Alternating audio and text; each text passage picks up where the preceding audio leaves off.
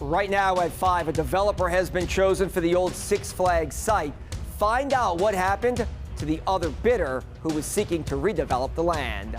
St. John the Baptist Parish schools will remain closed another week. How families have been keeping kids busy since the storm hit that parish.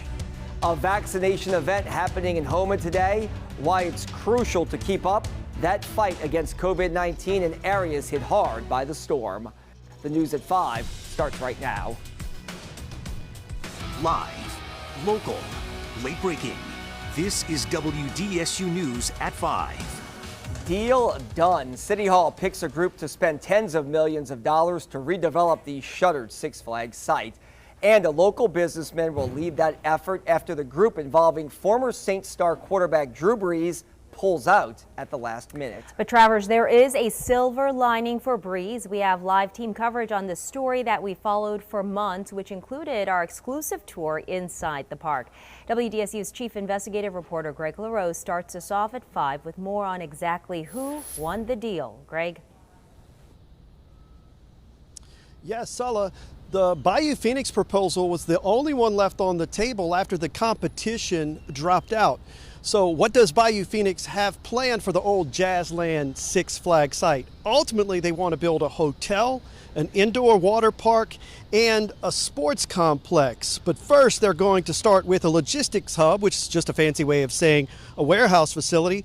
And they also plan a family STEM education center in the early stages. So who is Bayou Phoenix? There are 3 key players: the local partners, businessman Troy Henry, and construction company owner Troy Toubre. The new addition is Hillwood Development of Dallas. The owner, Ross Perot Jr. You might remember his dad, Ross Perot, the billionaire who ran for president back in the 90s. Hillwood has an extensive background in large-scale real estate development.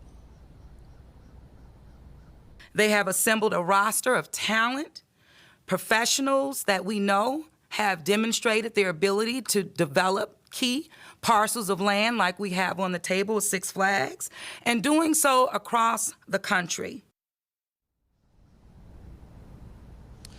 And again, that partnership that involved Drew Brees and current Saints linebacker Demario Davis, well, they're going to go ahead and purchase another piece of property. The mayor says it's a private property, and they'll go ahead with their own logistics hub and an urban farming center. Now, coming up at 6 o'clock, we're going to tell you just about how long it will be before you can expect anything to actually happen at the Six Flags site. For now, reporting live from City Hall, Greg LaRose, WDSU News. Greg, thank you. The announcement that a local well-known businessman will handle the multi-million-dollar redevelopment of the old Six Flags site came as welcome news to many in that community. And this latest development comes just a few months after WDSU Investigates took you inside here, the old shuttered park, to show you just how bad the conditions are. Our cameras, the first allowed inside by the city in more than 15 years. And for many in that part of New Orleans East, they say work on turning this into something vibrant is long overdue. She's out taking care of her property. In the Oak Island subdivision at the edge of New Orleans East, Lynette Sparrow has pride in her neighborhood. So it greatly upsets her with what's happened nearby at the old Six Flags site.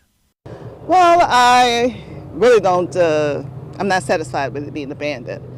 But it may not be shuttered for much longer, as Bayou Phoenix, led by businessman Troy Henry, will soon spend tens of millions of dollars redeveloping this site.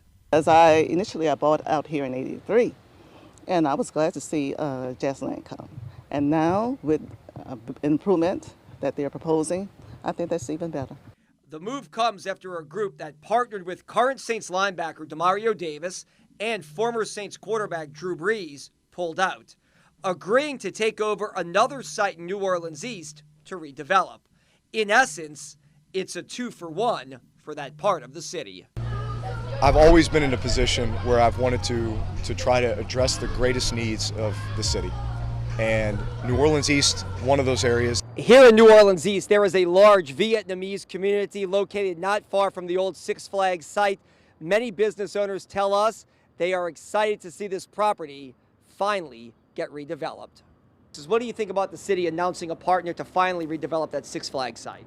I think it's good. Yeah. Min Hong has several family businesses in the area. Yeah, it could be more traffic and everything.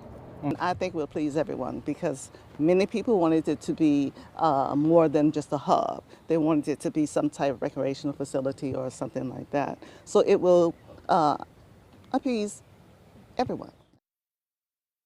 And none of this is going to happen overnight. It could take some significant time. Greg will have much more on that again coming up all new at 6. If you'd like to get an exclusive look inside the park and our stories that we did several months ago, go right now to WDSU.com. There we have a slideshow, a look from inside the park and what needs to be done for everything to get redeveloped.